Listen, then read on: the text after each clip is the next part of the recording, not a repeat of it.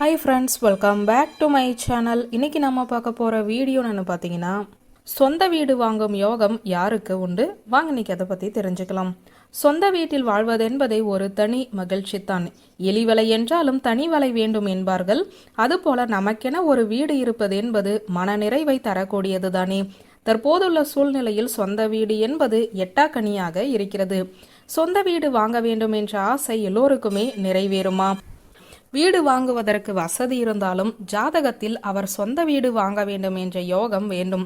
சொந்த வீடு வாங்க வேண்டும் அல்லது சொந்த வீடு ஒருவருக்கு நிலைக்க வேண்டும் என்றால் ஒருவருக்கு ஜாதகத்தில் செவ்வாய் கிரகம் வலுவான நிலையில் இருக்க வேண்டும். சிலர் மூதாதையர் சேர்த்து வைத்த சொத்துக்களை வைத்துக்கொண்டு சொந்த வீட்டில் வாழும் யோகத்தை பெறுகிறார்கள். ஒரு சிலர் சிறுக சேமித்து ஒரு சொந்த வீட்டிற்கு அதிபதியாகவும் ஆகிவிடுகிறார்கள்.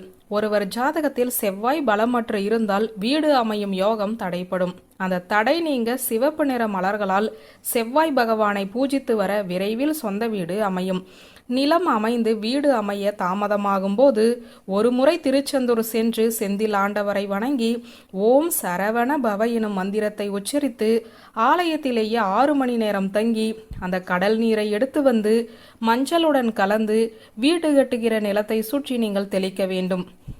வீடு அமையாதவர்கள், நிலங்களே கிடைக்காதவர்கள், வீடு அமைவதே கஷ்டம் என்று ஏங்குபவர்கள் ஒரு முறை சிறுவாபுரி முருகனை 9 செவ்வாய் என்று வணங்கி வர வீடு கட்டும் கனவு நிஜமாகும்.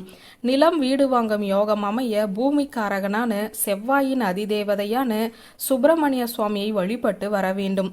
வீடு வாசல் இல்லாதவர்கள் செம்பு பாத்திரங்களை தானம் கொடுக்க வேண்டும். இந்த பரிகாரத்தை செய்தால் நிச்சயம் வீடு வாங்குவீர்கள்.